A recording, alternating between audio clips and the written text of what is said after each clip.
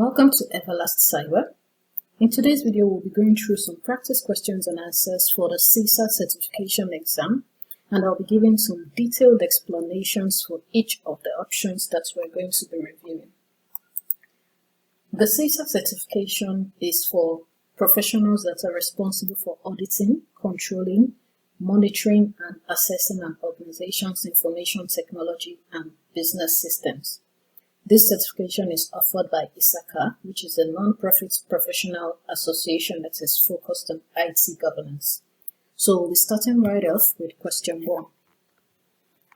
Which of the following should be of greatest concern to an IS auditor reviewing an organization's business continuity plan? A. The BCP has not been tested since it was first issued. B. The BCP is not version controlled. C. The BCP's contact information needs to be updated. D. The BCP has not been approved by senior management. Out of these options we have, the greatest concern should be option A, that the BCP has not been tested since it was first issued. This is the greatest concern because an untested business continuity plan may fail in a real disaster situation. So testing ensures that the plan is effective, that the plan identifies gaps, and that it also validates its feasibility. Without the testing, the organization cannot ensure the plan will work when it is needed. For the other options, in option B, while version control is important for ensuring updates are tracked, it is not as critical as testing the plan. A lack of version control might cause confusion, but it would not necessarily prevent the plan from being implemented.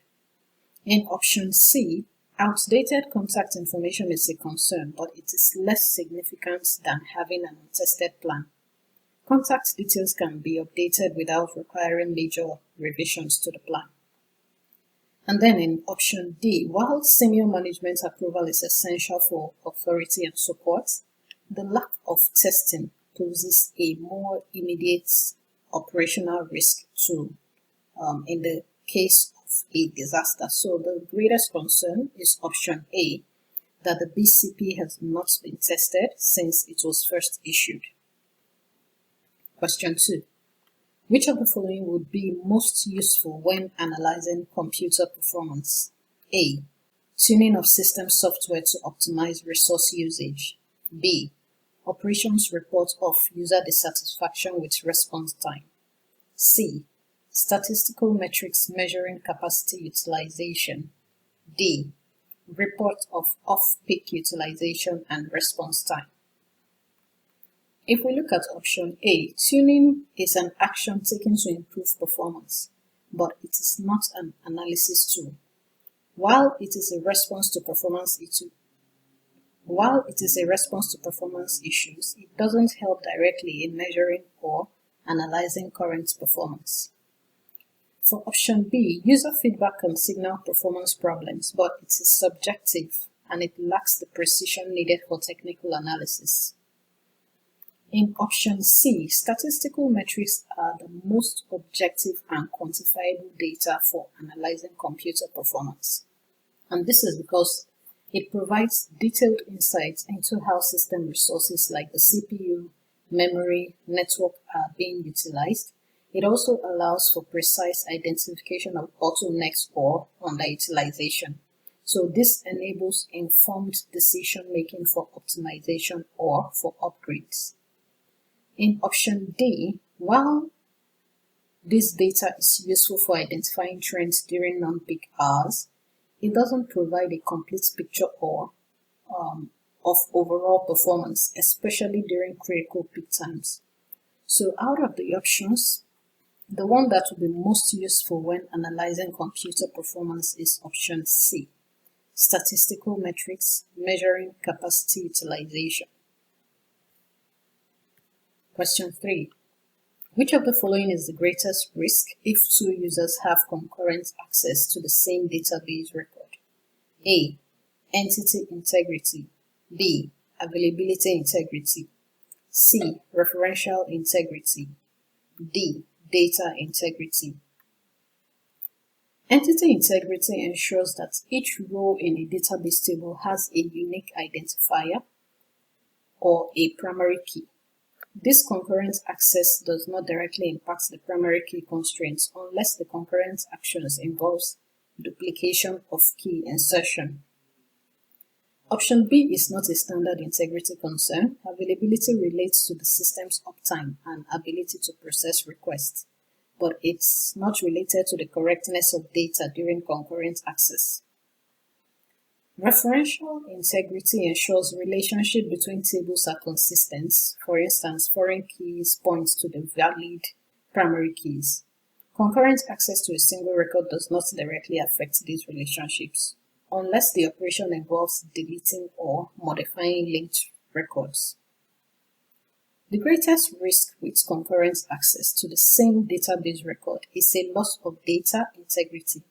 In this case, where two users simultaneously access and update the same record, there is a possibility of one user's changes overwriting the other user's changes, and this will result in inconsistent or corrupted data. Question 4. Which of the following is the most effective way for an organization to help ensure agreed upon action plans from an IS audit will be implemented? A. Ensure ownership is assigned. B. Test corrective actions upon completion. C. Ensure sufficient audit resources are allocated. D. Communicate audit results organization-wide. Assigning clear ownership for each action plan is the most effective way to ensure implementation. When responsibility is explicitly designated to a specific individual or team, it increases their accountability and follow-through on corrective actions. So without ownership, action plans risk being overlooked, delayed, or even forgotten because this person will be waiting for the other person to do the task. But when you have assigned it to a specific individual or person, it makes them accountable for following through on that task. In option B, while testing corrective actions is important to ensure effectiveness, it comes after implementation. So, testing correctiveness does not guarantee that the actions will actually be carried out. In option C, allocating resources ensures that audits can be conducted effectively, but it doesn't directly impact the implementation of action plans after the audit. In option D, communicating audit results raises awareness, but it doesn't ensure implementation. So out of these options, the most effective way for an organization to ensure that action plans are followed through is option A, ensuring that ownership is assigned to increase accountability and follow through on corrective actions. Question 5. Which of the following issues associated with a data center's closed circuit television surveillance cameras should be of most concern to an IS auditor? A. CCTV recordings are not regularly reviewed. B. CCTV records are deleted after 1 year. C. CCTV footage is not recorded 24/7. D. CCTV cameras are not installed in break rooms. In option A, while regular review of CCTV footage is important, it is not as critical as ensuring that the footage exists in the first place. An unrecorded event cannot be reviewed. In option B, a 1-year retention period may be sufficient based on the organizational policies and regulatory requirements. The retention period is less concerning than the lack of the 24/7 recording. Continuous recording is critical for effective surveillance in a data center, so if the CCTV cameras do not record around the clock, there will be gaps in monitoring which can allow unauthorized activities or security incidents to go undetected. In option D, surveillance in break rooms is not required unless these areas are adjacent to sensitive or restricted spaces. So out of these options we have, the issue associated with a data center CCTV surveillance camera, which should be of most concern to an auditor, is option C. That is, if the CCTV footage is not recorded 24/7. Question 6. An IS auditor has been asked to audit the proposed acquisition of new computer hardware. The auditor's primary concern is that A. A clear business case has been established. B. The new hardware meets established security standards. C. A full visible audit trail will be included. D. The implementation plan meets user requirements. The primary concern for an IS auditor in the acquisition of new computer hardware is to ensure that there is a clear business case that justifies the investment. This will include evaluating if the proposed hardware aligns with the organization's strategic goals, if it addresses current business needs, and also if it offers value for money. Without a sound business case, the acquisition may not be financially justified or even necessary. In option B, while ensuring compliance with security standards is important, this is a secondary concern during the initial audits. Security considerations come into play later during implementation and deployment. For option C, audit trails are critical for system operations and accountability, but it is not a primary concern in deciding whether to acquire hardware. And in option D, ensuring user requirements are met is essential, but it is part of a later stage of the project. So the primary concern in this case would be option A, that a clear business case has been established, which will include evaluating whether the proposed hardware aligns with the organization's strategic goals, if it will address current business needs, and if it will offer value for money. Question 7. To confirm integrity for a hashed message, the receiver should use A. The same hashing algorithm as the senders to create a binary image of the file. B. A different hashing algorithm from the senders to create a numerical representation of the file. C. A different hashing algorithm from the senders to create a binary image of the file. D. The same hashing algorithm as the senders to create a numerical representation of the file. To verify the integrity of a hashed message, the receiver must use the same hashing algorithm, which will ensure that the resulting hash value is consistent with the sender's hash. The receiver must also create a numerical representation, that is a hash value. A hash function outputs a fixed length numerical string, which is a hash value, and this is based on the input data. By comparing the hash value generated by the receiver with the one sent by the sender, the integrity of the message can be confirmed. So out of these options, to confirm the integrity for a hashed message, the receiver should use the same hashing algorithm as the senders to create a numerical representation of the file. Question 8. An organization is implementing a new system that supports a month-end business process. Which of the following implementation strategies would be most efficient to decrease business downtime? A. Cutover. B. Phased. C. Pilots. D. Parallel. A cutover strategy involves switching from the old system to the new system at a specific point in time. For a month-end business process where downtime can disrupt critical operations, this approach minimizes downtime by completing the switch quickly and efficiently, thereby ensuring that the new system is in place for the process to run. The phased implementation gradually replaces parts of the system, which can be very time-consuming. For a month-end process, there will be delays in full implementation, which could disrupt business operations. The pilot strategy involves implementing the new system in a small area or group first, and while this is useful for testing, it may not efficiently handle the entire month-end process across the organization. A parallel implementation runs both the old and new systems simultaneously. This ensures reliability, but it is resource intensive and it might not be the most significant approach for a time-sensitive process like month-end tasks. So, The implementation strategy that will be the most efficient to decrease business downtime is option A, the crossover strategy. Question 9. Which of the following should be the first step in managing the impact of a recently discovered zero-day attack? A. Estimating potential damage. B. Identifying vulnerable assets. C. Evaluating the likelihood of attack. D. Assessing the impact of vulnerabilities. Estimating damage is important, but this should be done after identifying the vulnerable assets.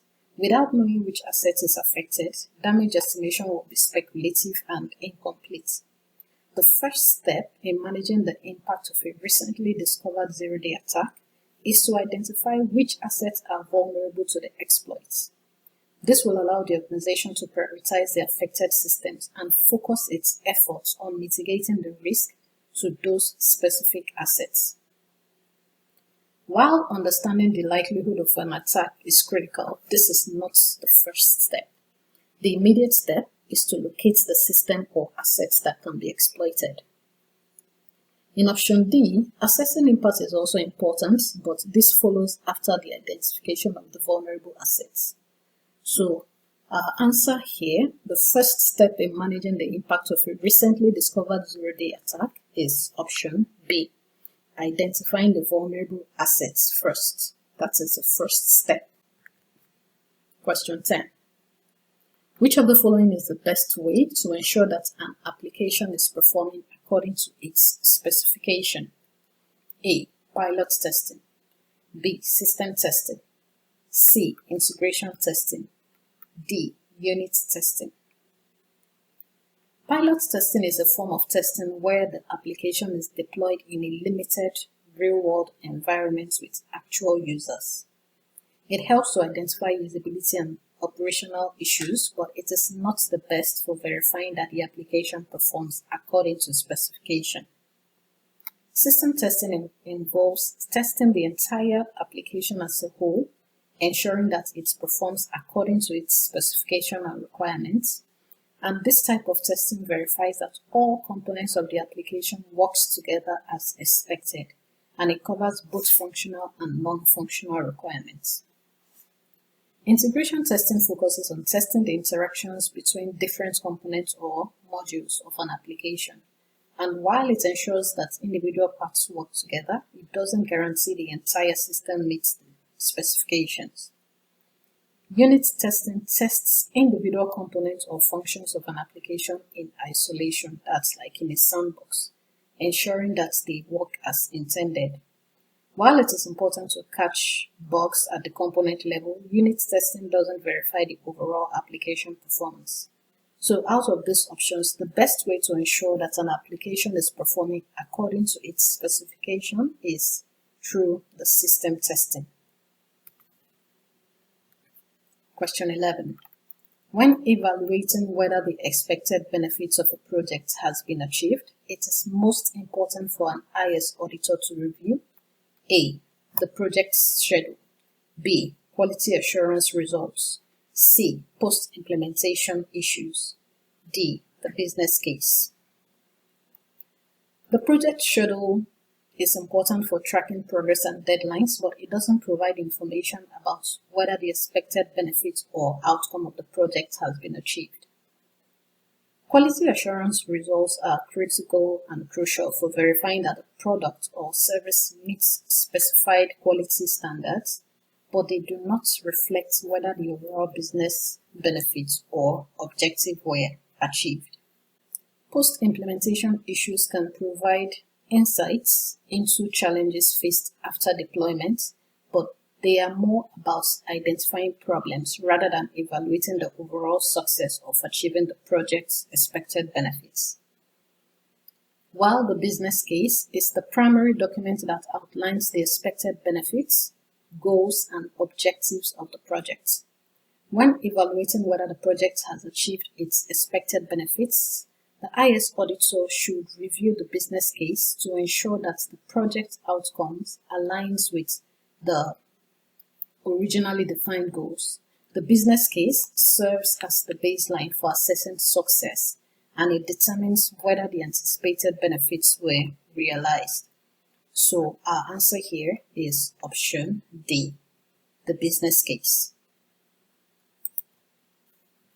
Question 12. Which of the following best indicates that an incident management process is effective? A. Decreased number of calls to the help desk. B. Increased number of incidents reviewed by IT management. C. Decreased time for incident resolution. D. Increased number of reported critical incidents. While a decrease in help desk calls may seem like an improvement, it can only indicate that issues are not being reported or that users are bypassing the help desk. This does not necessarily reflect the effectiveness of incident management. Increased reviews by IT management may indicate that the process is being scrutinized more closely, but it doesn't measure the efficiency or effectiveness of incident resolution.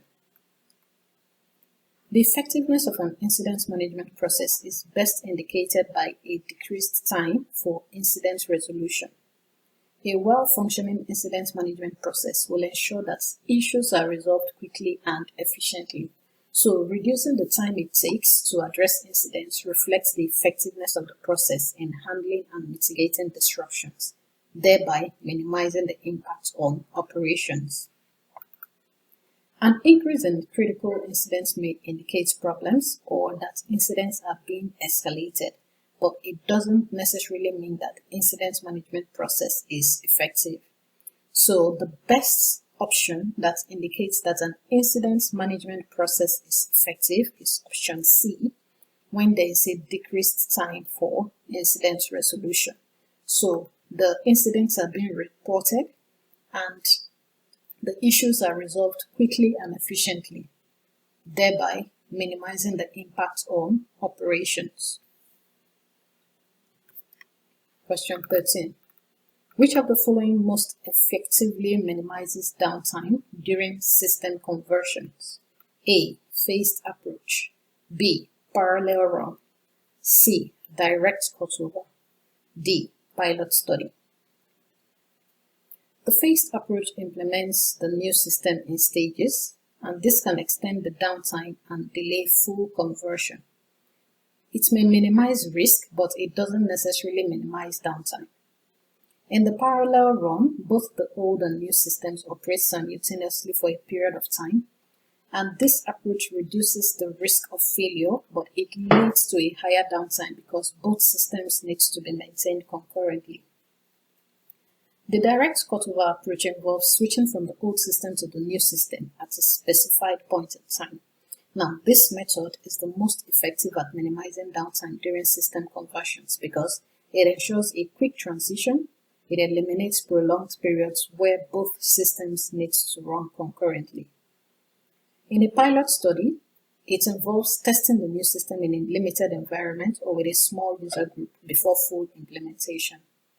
While this can help identify issues, it doesn't directly minimize downtime during the full system conversion. So the most effective approach to minimize downtime during system conversion is to use the direct cutover. That is option C. Question 14. Which of the following would most effectively ensure the integrity of data transmitted over a network? A. Message encryption. B. Steganography. C. Certificate authority. D. Message digest. Message encryption ensures the confidentiality and integrity of data transmitted over a network by converting the message into an unreadable format that can only be decrypted by the intended recipients. This protects the data from tampering and from unauthorized access during transmission, thereby maintaining confidentiality and integrity. Steganography involves hiding data within other non-suspicious data, such as embedding a message within an image. While it may obscure the message from unauthorized parties, it does not provide data integrity or protection against tampering. A certificate authority is responsible for issuing digital certificates that authenticate the identity of entities like websites and individuals, And while it plays a role in establishing trust, it doesn't directly ensure data integrity during transmission. A message digest, such as a hash, can be used to verify the integrity of a message by comparing the hash value before and after transmission. Now, this is useful for detecting changes in data, but it doesn't provide protection against tampering during transmission. So the most effective out of these options we have is option A, message encryption. It provides both confidentiality and integrity. Question 15. Which of the following would be the most useful to an information systems auditor assessing the effectiveness of IT resource planning? A. Budget execution status. B. A capacity analysis of IT operation. C. A succession plan for key IT personnel. D. A list of new applications to be implemented. For this, we'll be going with option B. A capacity analysis of IT operations is the most useful tool for assessing the effectiveness of IT resource planning. This is because it provides insight into whether the organization's IT infrastructure, systems, and resources can handle current and future demands. This analysis will help the information system auditor to evaluate if IT resources are being effectively allocated to meet organizational needs, and also if there are any potential gaps that could affect operations. So our answer here is option B. The most useful to an information systems auditor is a capacity analysis of IT operations. Question 16. When an intrusion into an organization's network is detected, which of the following should be done first? A. Contact law enforcement. B. Identify nodes that have been compromised. C. Block all compromised network nodes. D. Notify senior management. While contacting law enforcement may be necessary in certain cases, especially if the breach involves significant data loss or a criminal activity, this is not the first step. The first thing to do, or the priority, should be to understand and contain the breach before involving external authorities. So the first action when an intrusion is detected is to identify the compromised nodes within the network, and this allows the organization to assess the scope of the breach and contain the attack. Identifying the compromised system is crucial to understanding the attack's impact and to also determine the appropriate response. In option C, while blocking the compromised node is part of incident containment, the first step will be to identify those nodes that have been compromised. So if you don't identify the nodes, you won't be able to block them. Without identifying these nodes, it will be unclear which system needs to be isolated. In option D, notifying senior management is important for escalating the issue and making decisions, but this should come after identifying the scope of the breach. The immediate action should focus on assessing the damage, so this is option B. You have to identify the nodes that have been compromised first. Question 17. A small startup organization does not have the resources to implement segregation of duties. Which of the following is the most effective compensating control? A. Rotation of log monitoring and analysis responsibilities. B. Additional management reviews and reconciliations. C. Mandatory vacations. D. Third-party assessments. In option A, while rotating duties helps prevent fraud by providing oversight, it may not be as effective in the absence of segregation of duties, especially in a small organization with limited resources. In option B, when segregation of duties is not possible due to resource constraints, additional management reviews and reconciliations serve as the most effective compensating control. By having management review transactions and reconcile accounts regularly, the organization can help to detect errors, fraud, or irregularities that might occur due to the lack of segregation. This compensates for the absence of separation between roles, providing oversight and reducing the risk of unauthorized activities going undetected. option C, mandatory vacations can help to uncover fraudulent activities or errors by allowing a temporary review of the person's work. But this control is limited in scope and may not address daily operational concerns. Third-party assessments are also important for external validation and security checks, but they are not as effective in providing ongoing oversight of daily operations. So the most effective compensating control given the scenario we have is option B, additional management reviews and reconciliation. Question 18. Which of the following is an advantage of using Agile software development methodology over the waterfall methodology? A. Quicker end-user acceptance. B. Clearly defined business expectations. C. Quicker deliverables. D. Less funding required overall. While Agile may lead to quicker feedback from users, quicker acceptance is not always guaranteed. It depends on the specific context and user engagement throughout the iterative process.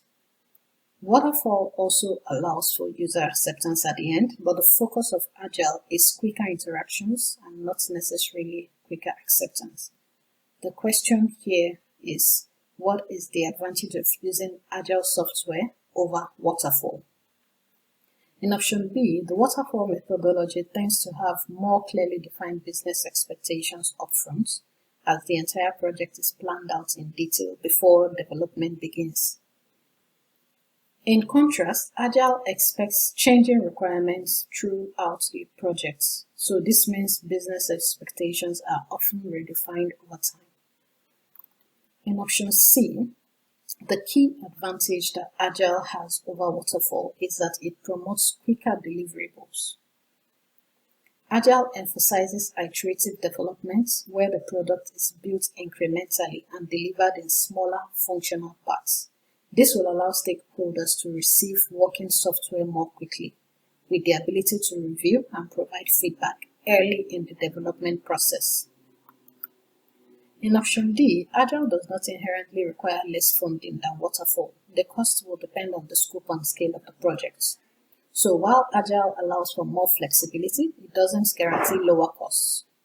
So with respect to the scenario we have, the advantage that Agile has over Waterfall is option C, quicker deliverables, because the product is built incrementally and delivered in small functional parts, which allows stakeholders to receive the working software more quickly, and it gives them the ability to review and provide feedback early on in the development process. Question 19. Which of the following approaches will ensure recovery time objectives are met for an organization's disaster recovery plan? A. Performing a full interruption test. B. Performing a parallel test. C. Performing a tabletop test. D. Performing a cyber resilience test. A full interruption test involves shutting down operations and testing the recovery process. Now, while this ensures that the recovery process works, it is very disruptive to the organization and can cause extended downtime. This is not ideal for ensuring RTOs are met because the organization may experience actual downtime during the test. A parallel test involves running the disaster recovery procedures alongside the normal production environment without disrupting ongoing operations. This type of test is more effective in ensuring that recovery time objectives are met because it validates the ability to restore operations within the required time frame while minimizing the risk to the actual environment. A tabletop test is a simulated discussion over the disaster recovery procedures rather than a practical test. It involves walking through procedures without actually implementing them. This can only help to understand the plan, but it doesn't test the actual recovery time. So this is not one of the approaches that is recommended. A cyber resilience test is focused on evaluating an organization's ability to withstand and recover from cyber attacks. While this is important, it doesn't specifically discuss or focus on testing recovery times across the entire disaster recovery process. So out of the options, the approach that will ensure recovery time objectives are met for the organization's disaster recovery plan is option B, performing a parallel test. Question 20. Which audit approach is most helpful in optimizing the use of information systems audit resources? A. Agile auditing. B. Continuous auditing. C. Risk-based auditing. D. Outsourced auditing. Agile auditing is a flexible and iterative approach that adapts to changing requirements over time. It can help auditors adjust their approach to dynamic environments, but it may not always focus on optimizing resources based on risk, and it can potentially lead to a broader scope of auditing without a focus on high-priority risk areas. Continuous auditing involves real-time or frequent monitoring of systems and processes, and while it can provide ongoing insight, it requires significant resources for constant monitoring. So this makes it less resource efficient compared to focusing on the most critical risk areas. Risk-based auditing focuses on assessing the most critical areas of risk in the organization and aligning the audit resources to those areas with the highest risk potential. This approach ensures that information systems audit resources are efficiently utilized by concentrating efforts on the areas where they will have the most significant impact on improving security, compliance, and performance. Outsourced auditing involves contracting external auditors to conduct audits, but this does not apply to our question. So out of the options we have, we'll be going with option C, risk-based auditing. By evaluating and prioritizing risks, the auditor can target resources where they are most needed and can make the most difference. This brings us to the end of the question and answers video. Don't forget to like, comment, and share, and also hit the subscribe button so that you'll be notified when our next informative video will drop. Thank you for watching, and I'll see you in the next one.